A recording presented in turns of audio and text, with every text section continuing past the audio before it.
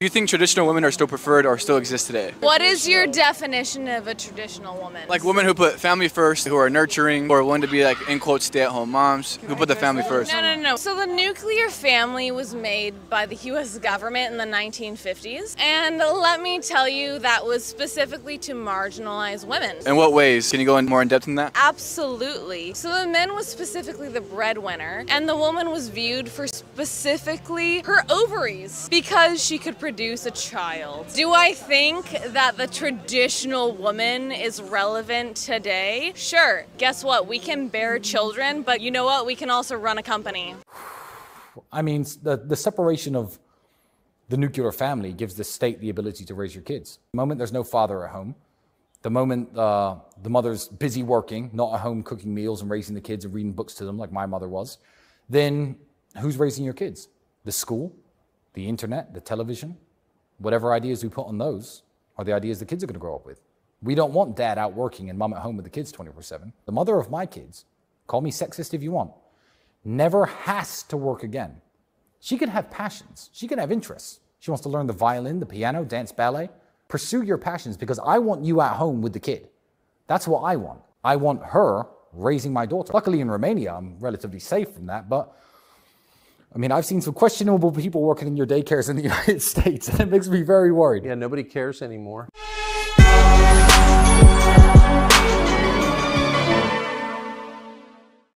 My friends, welcome to the Sheep Get Sheared podcast. We're here, we talk about people, politics, and popular culture. I'm your host, the one and only Austin Creed. My friends, I want to welcome you into the show, and today we're talking about the nuclear family and how it's been debased, deballed, and essentially neutered. But I'm curious, before we really jump into how it happened, I want to ask you something. Who do you think is responsible? Who is responsible for this breakdown of civilization? Who is responsible for this view that the man has now become a pocketbook with short hair and the woman no longer wants to be at home? Even if it's something she chooses, she's castigated, she's looked down on. How did we get to this point? Who is responsible for this? Well, I'll tell you my opinion, and I know a lot of people have done this before. They've discussed this at length, and I know this for a fact. Nothing is new under the sun when it comes to this. People have come and gone with what they think. But here's what I think, and I will show you. I believe it was Karl Marx and his friend Engels. Engels and Marx are the ones who really got us here. And I'm going to share the screen, and I'm going to show you this.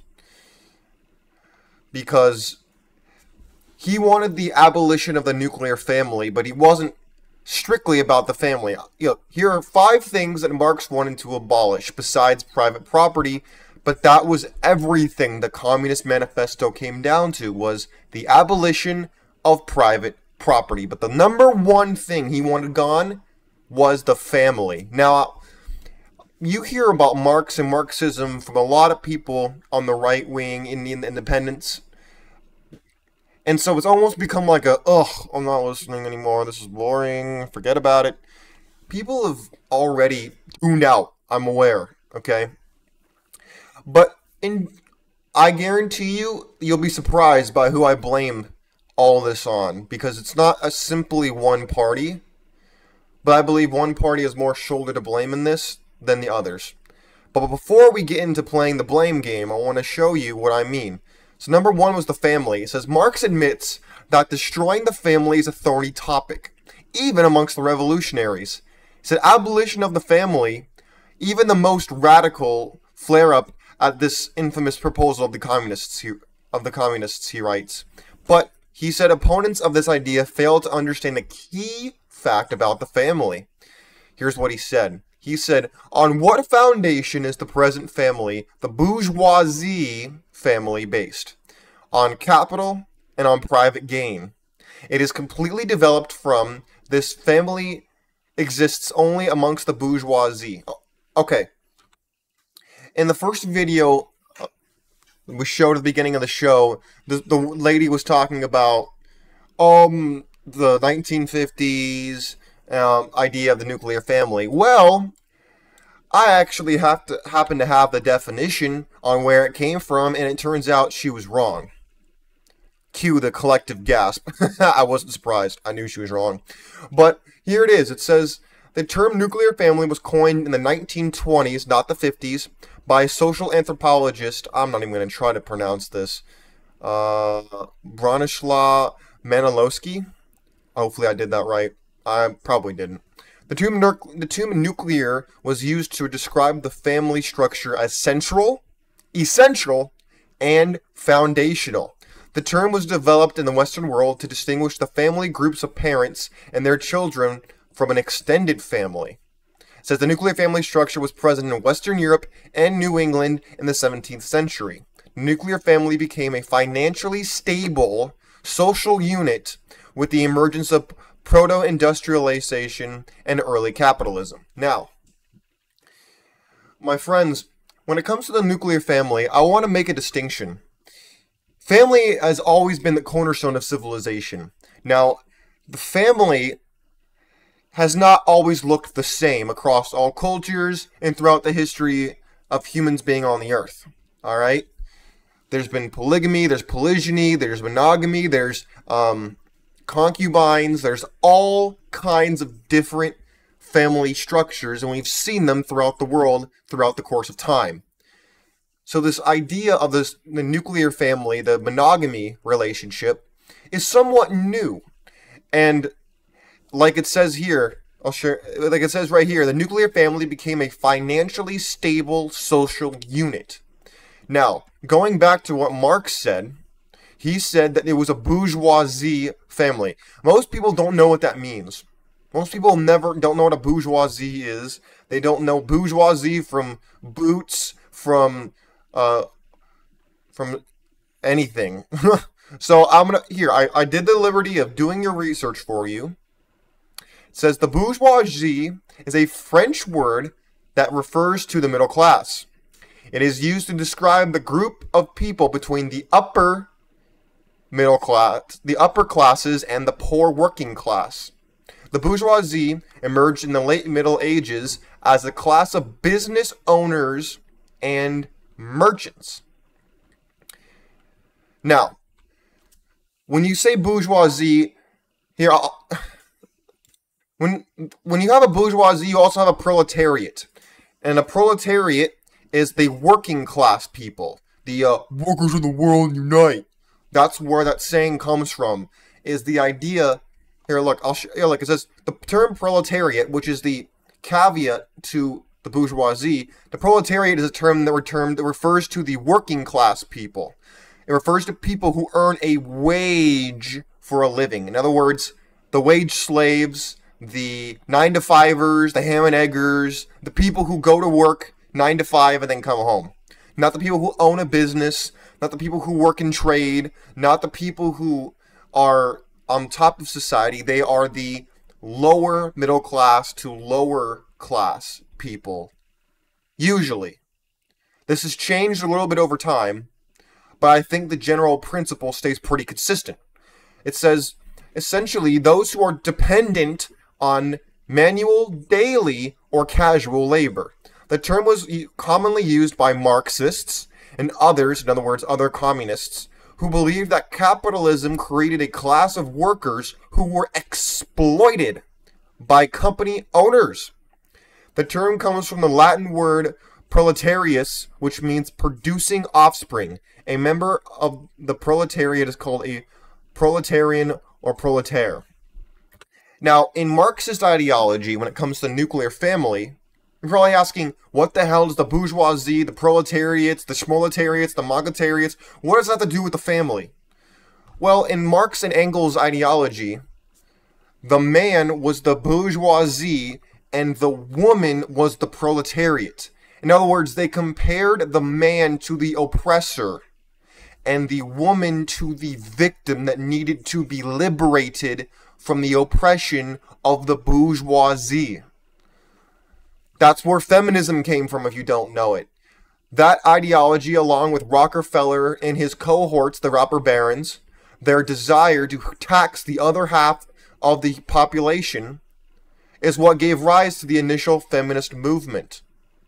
Rockefeller is on tape talking about how, who do you think made their signs? Who do you think allowed them to organize? Who do you think funded their transportation? It was all his doing, so that he, along with his buddies in the government, could make more money and thus drive up the cost of living and get access to the kids at a younger age to become good little workers for the state.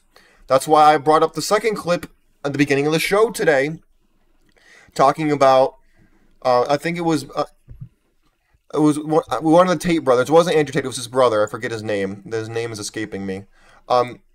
Talking about, I think it was Tristan Tate. Tristan Tate talking about how you can call him any term that you want, but he believes in the woman being the one who takes care of the children, because when you don't and both people are off working, what does the child have to do? The child then becomes dependent upon the TV, the internet, social media, their friends, and everybody else who doesn't either A, has an agenda that is insidious towards the child's development, or B, is something hearing from someone else who's already indoctrinated and already plugged in, and you pretty much get no say. By the way, the term parentage, if you break the term down, parenting, it's pay and renting. You are paying to rent the child from the state. That's why they have a social security number. That's why they have a birth certificate. The child belongs to the state. And if you don't believe me, try not putting your kid in school. Try not taking your kid to get taken care of medically. All of a sudden, the state gonna come down on you. Yeah, because it's the state's kid, and they are allowing you to pay to rent the child from them. You think I'm making this up? I wish I was, but it's not. I'm not making it up, it's true. My friends, I'm not trying to say this to scare you. I'm trying to say this because at the end of the day, you need to understand reality. You need to understand what's happening to you. They're pulling the wool over your eyes. You're not seeing the bouncing ball and seeing how we've gotten to this place. Why I say the nuclear family has been neutered. And the culprit is both men and women, but unfortunately, it's been more men. Why do I say that? Because, gentlemen, this is gonna get me in big trouble, but I'm gonna say it anyways. Women and men are fundamentally different. Okay, I don't think anybody could really say otherwise with any with any actual certainty. I mean, let's be honest. Men and women are fundamentally different. Women's currency is attention. And so once they reach a certain age, they start getting attention from men. And then their mental maturity doesn't have to go much farther. And by the way, I am not the first person to talk about this, okay? This is not meant to demean you. This is just meant to show you how the world works. There are multiple women who talk about this, and that's where I've heard it from. I did not make this up to be a mean guy. I am merely the messenger of this idea. Now, and that is why a lot of times you see women do goofy things, and that's why you see this idea of girl math, with how they spend money, how they operate their life, and why they own a majority of the debt in America and throughout the Western world. Because they need men to help teach them these things. They need men to help protect them from themselves and from other men. And instead of doing this, men have caved in and given time after time again. But then you find out that women, like for example, a woman will live her entire life saying that feminism is great, feminism is wonderful, I don't need no man, and then she'll reach 30, 35, or 40, and all of a sudden she'll say, oh, where are all the good men? I can't find any good men. All these men are trash. And it's like, no, the men don't want anything to do with you because you're a red flag and they know that you're a bad investment. A lot of times women don't actually know what they want. They just know what they don't want. They don't actually know what they want. That's why they want you as men to make a decision. That's why you make the choice to go out where you go to dinner. That's why you make the choice of where the relationship is at. That's why you make the choice of where you'll live, what your life will look like, and all this stuff. That's why she has this need to follow you, because she is not meant to make a lot of decisions on her own. Not because she's less of a human being, but because women are not programmed to do that. And if you think I'm making it up, go look it up on the internet. There are women who say these things. I'm not saying it as a mean guy who just doesn't like women. I've heard other women say this, and then I thought about it for myself and said, you know what? I can actually see that being true. Now, I'm not saying that a woman needs to follow a man because he's a man. I'm saying women need men in general to make choices because the men have men think more logically and women think more emotionally. This is just a fact of reality. And if you don't like what I'm saying, you've probably been indoctrinated by this Marxist ideology that has told you that equality in one way is equality in every way. Men and women are different. There are some things that men are good at that women are not, and there are some things that women are excellent at that men are horrible at. This is just reality. This is not meant to demean people. It's meant to explain to you how things actually work versus how you've been instructed to view them. Now, well, the reason I say the nuclear family has been neutered is because of this exact problem. Men are afraid to step up because there's not a lot of benefit in us doing that.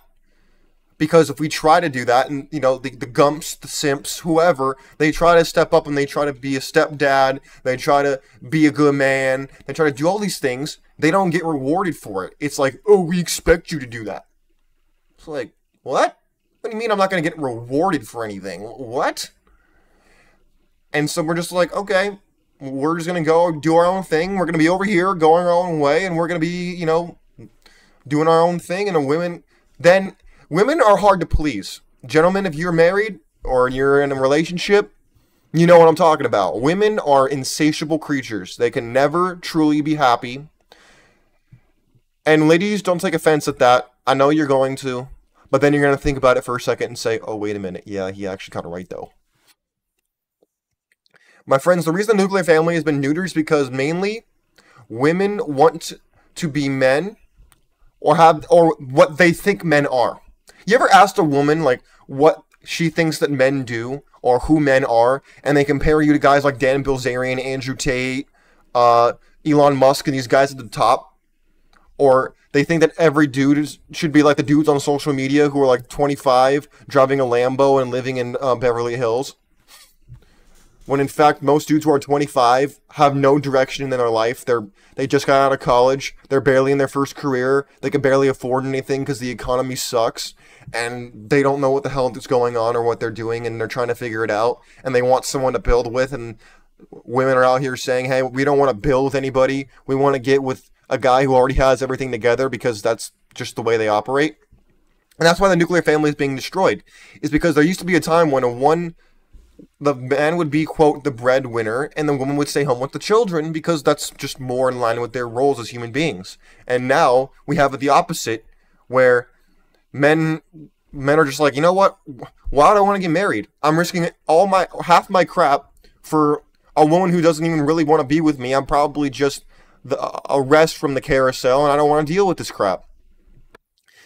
And then women are kind of just counting down the minutes to when you mess up, but they pull the bait and switch on you, on your goofy ass, and then the next thing you know, you're stuck thinking you messed up when in fact she just couldn't be pleased and she wanted to go back in the streets, and then you can't see your kids, and you're left holding the bag and wondering what the hell happened.